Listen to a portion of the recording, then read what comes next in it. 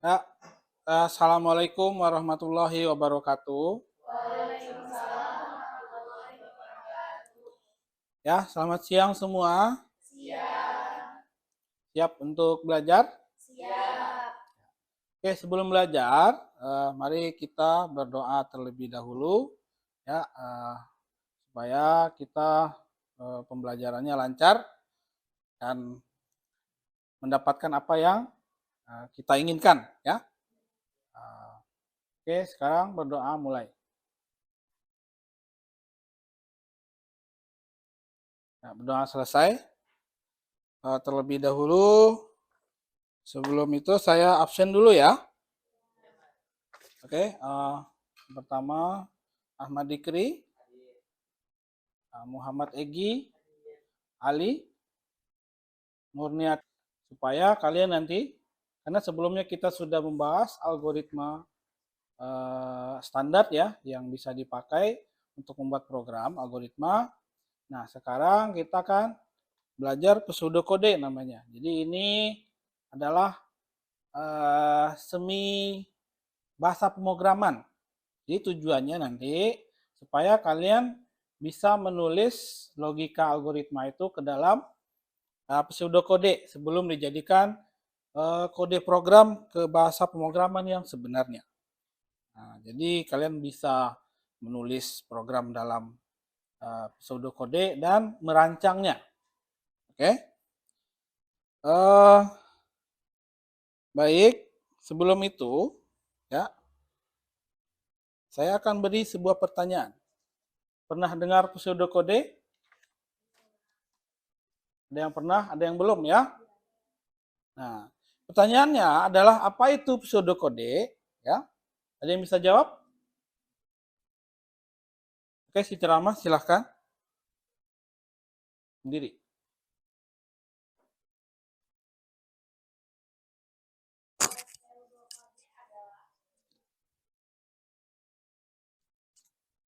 Pseudokode adalah cara penulisan kode dan algoritma menggunakan bahasa umum yang digunakan sehari-hari, sehingga lebih mudah untuk dipahami. Ya, benar. Terima Jadi, kasih. ya silakan duduk. Terima kasih. Berikan tepuk tangan. Oke, terima kasih jawabannya. Ya, seperti yang dijawab oleh Siti Rahma ya. Jadi pseudokode itu adalah langkah-langkah ya, langkah-langkah, tapi bentuknya dalam bahasa sederhana. Dia sudah setengah bahasa pemrograman, tapi menggunakan bahasa umum sehari-hari. Jadi ini kita akan bahas dulu. Pseudokode adalah cara untuk menuliskan algoritma dalam bentuk yang mendekati bahasa pemrograman, namun tidak terikat pada aturan sintaks. Ya, jadi begini, kalau bahasa pemrograman tertentu, dia ada aturan penulisannya sendiri. Seperti bahasa C dan bahasa Python itu beda. Tapi pseudokode ini tidak, dia bersifat universal. Jadi dia tidak terikat pada aturan sintaks tertentu. Jadi nanti kalau orang membaca pseudokode ini, dia bisa menuliskan bahasa pemrograman manapun, ya, menuliskannya ke bahasa pemrograman manapun. Ya, jadi ini lebih gampang untuk dipakai untuk bekerja dalam tim nanti. Jadi ada yang misalnya kita membuat program yang skala besar gitu, membutuhkan tim. Jadi nanti kalau misalnya ada programmer yang satunya tidak bisa mengerjakan, karena sudah ada pseudokodenya, jadi bisa mengerjakan. Karena sudah ada rancangnya. Nah, tujuannya adalah untuk mempermudah pemahaman alur logika dari suatu algoritma oleh manusia sebelum algoritma tersebut diimplementasikan ke dalam kode program yang sesungguhnya. Oke, ada jelas? Kelihatan? Ya. Ini. Nah. Oke, selanjutnya ini tujuan dan manfaatnya. Dan manfaatnya dia adalah untuk menyederhanakan proses pembuatan algoritma dan untuk lebih mudah dipahami oleh berbagai kalangan, ya, dan meningkatkan kolaborasi. Nah, ini. Jadi ini bisa berguna sekali kalau kita bekerja di dalam tim. Ya.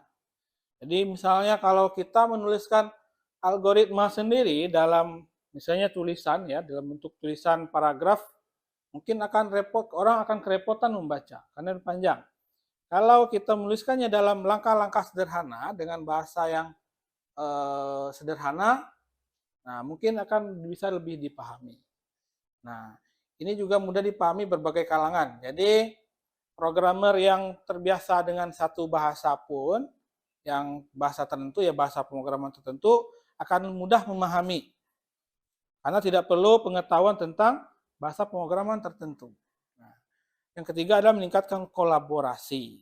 Nah, jadi yang seperti yang saya jelaskan tadi, kalau kita bekerja dalam tim akan memudahkan sekali. Nah, ini adalah komponen utamanya. Komponen utamanya itu biasanya yang dipakai ya. Jadi strukturnya, ini adalah bisa disebut struktur dari pseudokode. Ini strukturnya sudah mendekati bahasa pemrograman. Kalau kita bekerja dengan bahasa pemrograman, strukturnya juga seperti ini. Dia ada variabel dan penugasan atau assignment ya. Dan ada input-output. Input-output berarti masukan dan keluaran. Nah, ada struktur kontrol. Ini struktur kontrol ini pengkondisian dan perulangan. Nah, nanti saya jelaskan perulangan itu apa. Nah, ada prosedur dan fungsi. Ya, ini prosedur dan fungsi ini untuk program yang lebih lanjut ya. Kalau prosedural jarang pakai yang fungsi ini. Nah, ini sintaks dasarnya. Nah, ini contohnya ya. Yang pertama itu adalah variabel dan penugasan.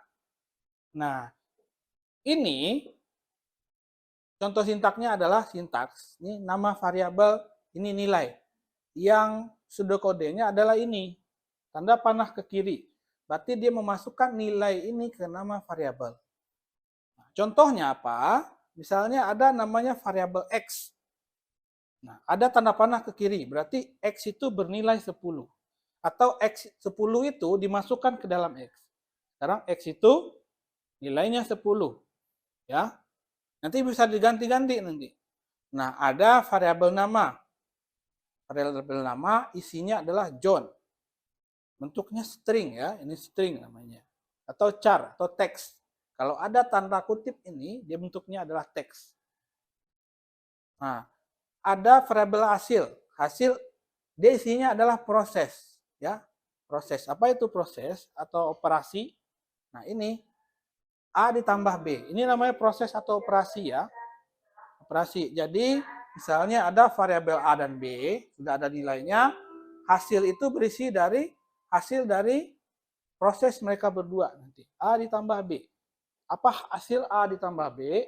Nah, itu adalah nilai dari hasil nanti. Itu namanya variabel dan penugasan. Itu sintaks dasar yang pertama. Nah, yang kedua ada input dan output. Nah, apa input dan output? Input itu biasanya adalah read. Atau bisa kita ubah ke dalam bahasa Indonesia itu baca. Sebenarnya ini bisa kita ubah ke dalam bahasa Indonesia baca. Tapi kita menggunakan bahasa Inggris, dia ambilnya read. Dan outputnya itu adalah print atau tulis. Jadi baca tulis, baca tulis. Nah, ya. Ini read variabel, output print variabel. Contohnya tadi ada variabel X, ya. Nah, read X, jadi dibaca X. Dibaca X, oleh program X dibaca, nilainya berapa. Nah, dan kemudian dituliskan. Nilai X adalah X. Sebenarnya pun, kalau kita tidak pakai tulisan nilai X ini adalah juga nggak apa-apa. Cukup kita buat print dalam kurung X. Itu sudah selesai sebenarnya programnya. Maka nilai X akan ditampilkan. Nah, itu contoh yang kedua, input dan output. Jadi dua saja, ya, read dan print. Yang ketiga, pengkondisian. Ini if dan else. Jadi ada 3. And if itu berarti if-nya berakhir ya. Nah, if itu kalau dalam bahasa Indonesianya adalah jika. Then adalah maka. Maka jika maka ya. Nah, jika kondisi itu berarti kondisi tertentu. Kondisi tertentu. Nah, di contoh nanti kita kelihatan itu. jika kondisi, maka aksinya ada di kondisi jika kondisi itu berjalan, kondisi pertama. Kalau tidak, aksi jika kondisi benar, aksi jika kondisi salah. Apa maksudnya? Ada di contohnya. If atau jika X lebih besar daripada 0, maka bisa terjemahkan ya.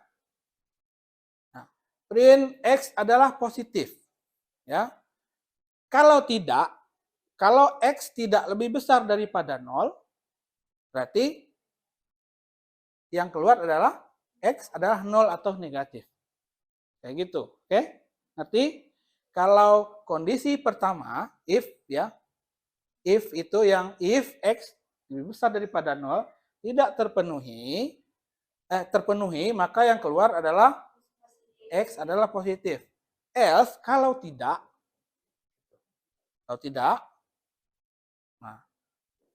yang keluar adalah X adalah 0 atau negatif. Seperti itu ya. Dan programnya berakhir. Ingat, harus pakai N. Kondisinya berakhir. Itu pengkondisian. Oke, mengerti?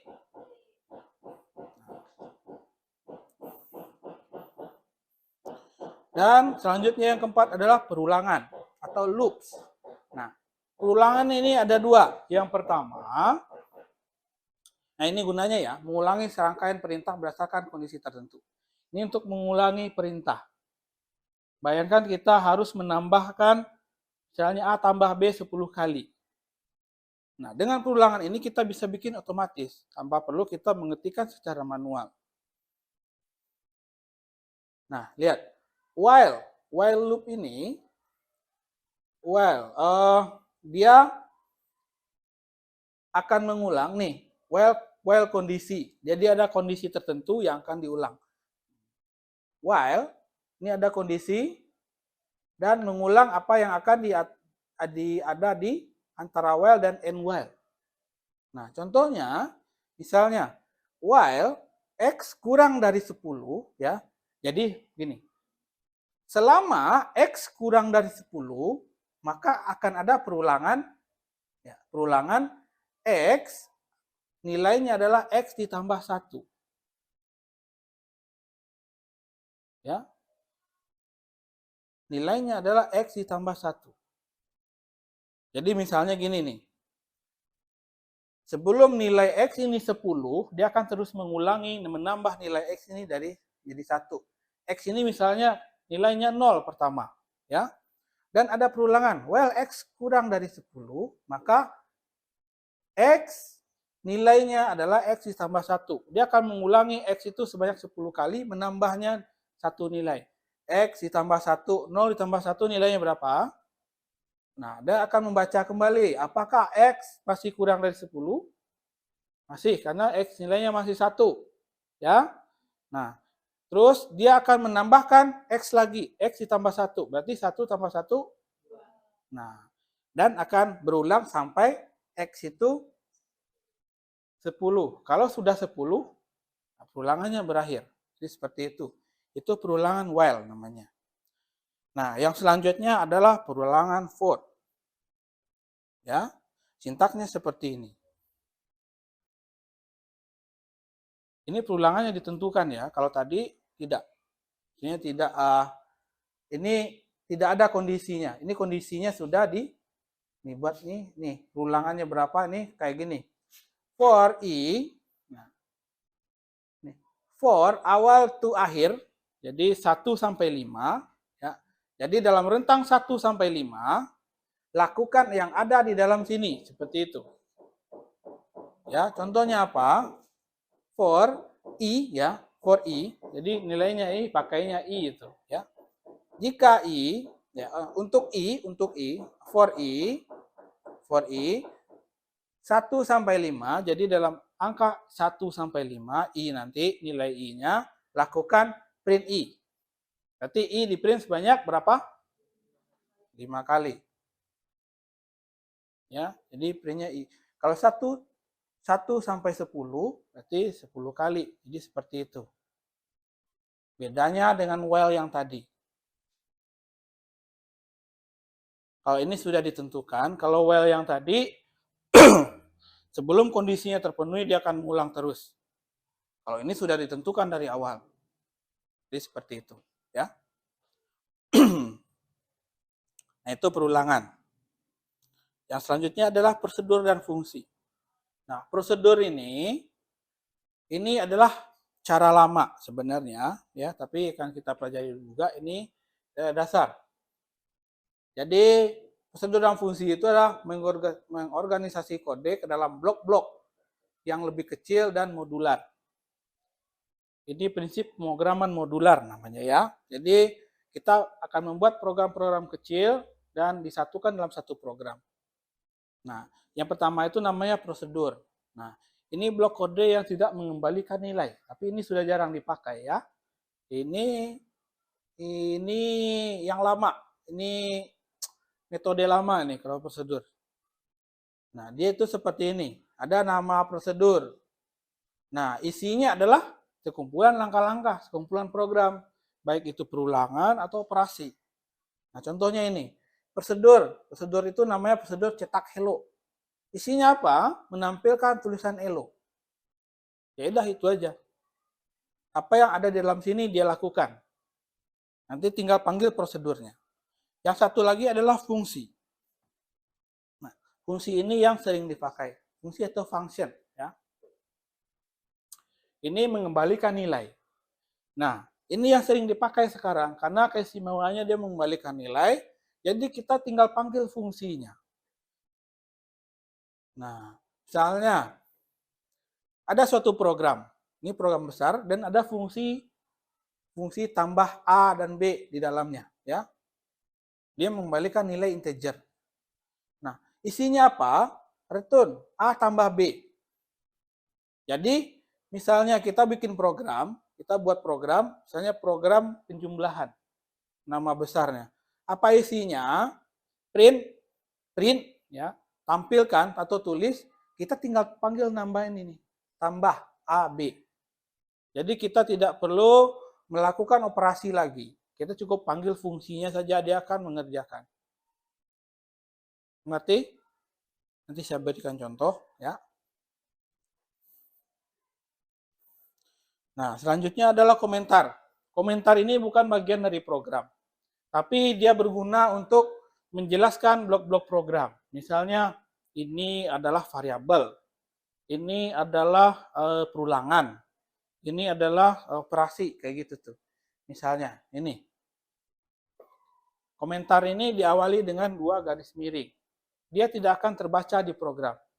Tapi, kalau kita seorang programmer, program ini akan sangat membantu kalau dalam hal troubleshooting namanya. Jadi kalau ada program yang error, kita memperbaiki dengan adanya catatan ini catatan atau komentar ya. Dengan adanya komentar ini akan memudahkan kita untuk mencari errornya di mana. Oh, ini operasi ini. Contohnya ini adalah komentar. Cara tulisannya seperti ini. Kita bebas menulisnya apa aja. Jadi ini tidak ada ketentuan penulisannya, asalkan diawali dengan 2 garis miring. Jadi kita bebas mau nulis apa aja. Mau pakai spasi, mau pakai huruf besar, huruf kecil, terserah.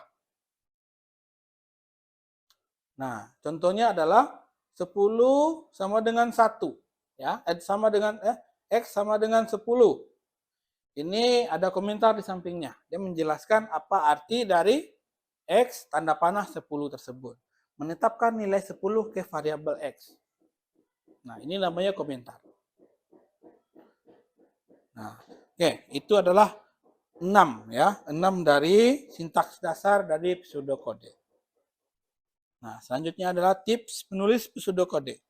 Nah, tipsnya adalah gunakan bahasa yang sederhana dan mudah dimengerti.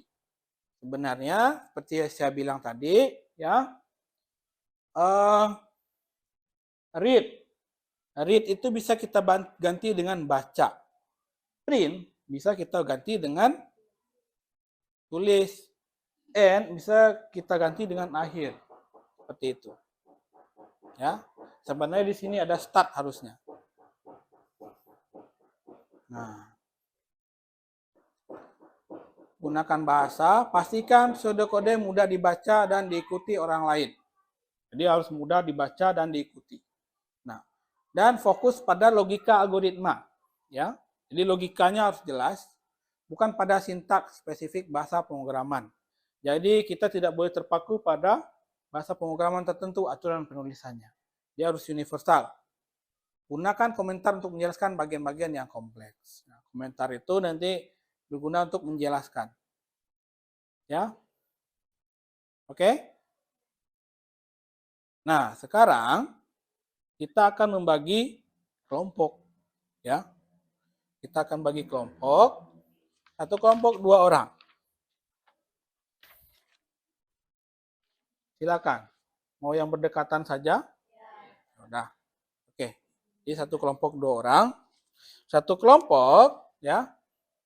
Akan Bapak berikan satu permasalahan dan kalian buatkan pseudokode. Ya, permasalahan tersebut. Oke. Ya? Bisa? Nanti setelah itu akan kalian presentasikan.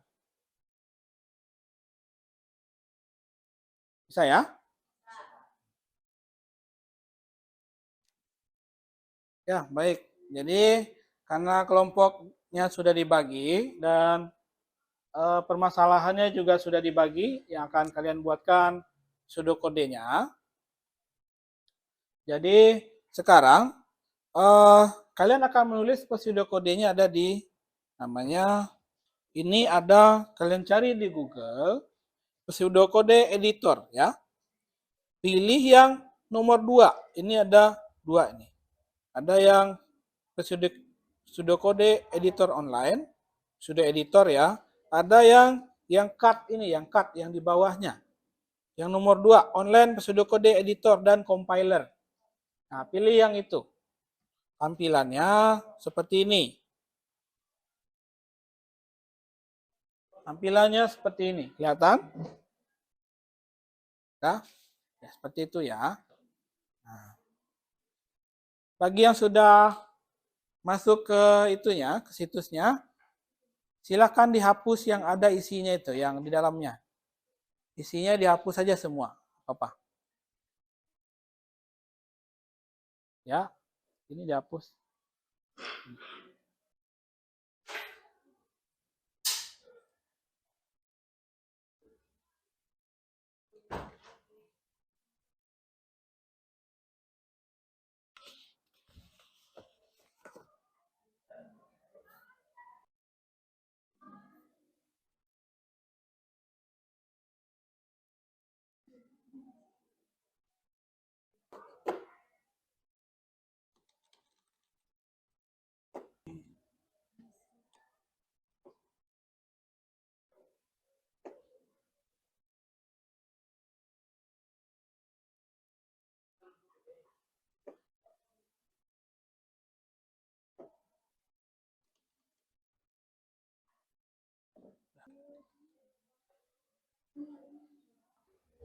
Assalamualaikum warahmatullahi wabarakatuh. Waalaikumsalam warahmatullahi wabarakatuh. Saya Ahmad Fikri Hidayat dan rekan saya akan mempresentasikan atau menjelaskan cara pseudokode menghitung volume balok. Jadi volume balok yaitu panjang kali lebar kali tinggi. Oleh karena itu kita di sini ada read dan print. Kita akan membacanya terlebih dahulu yaitu read panjang, read lebar, dan read tinggi. Volume balok yaitu tadi yang sudah saya sebutkan, panjang kali lebar kali tinggi. Kemudian kita akan memprint, buka kurung, tanda kutip volume balok adalah tutup kutip, koma volume. Cukup sekian dari kami. Wassalamualaikum warahmatullahi wabarakatuh. Waalaikumsalam warahmatullahi wabarakatuh. Ya, baik. Dengan presentasi kelompok tadi, kan sudah semua ya. Jadi sekarang kita akan refleksi lagi pembelajaran hari ini, apa yang kita pelajari. Jadi kita sudah mempelajari bagaimana apa itu pseudokode dan bagaimana cara memanfaatkannya. Ya, Bapak harap nanti kalian bisa menerapkannya untuk dalam membuat program ke depannya dan bisa menerjemahkannya ke dalam bahasa pemrograman yang akan kalian pelajari nanti. Nah, aplikasikannya. Ya, untuk materi selanjutnya mungkin akan kita pelajari itu adalah diagram alir, ya, diagram alir. Jadi dari pseudokode nanti akan kita terjemahkan ke diagram alir. Nah, pembahasan diagram alir akan kita bahas pada pertemuan selanjutnya. Oke, karena pembelajaran sudah berakhir, mari kita ucapkan alhamdulillah. Alhamdulillah. Oke, sekian, terima kasih. Assalamualaikum warahmatullahi wabarakatuh.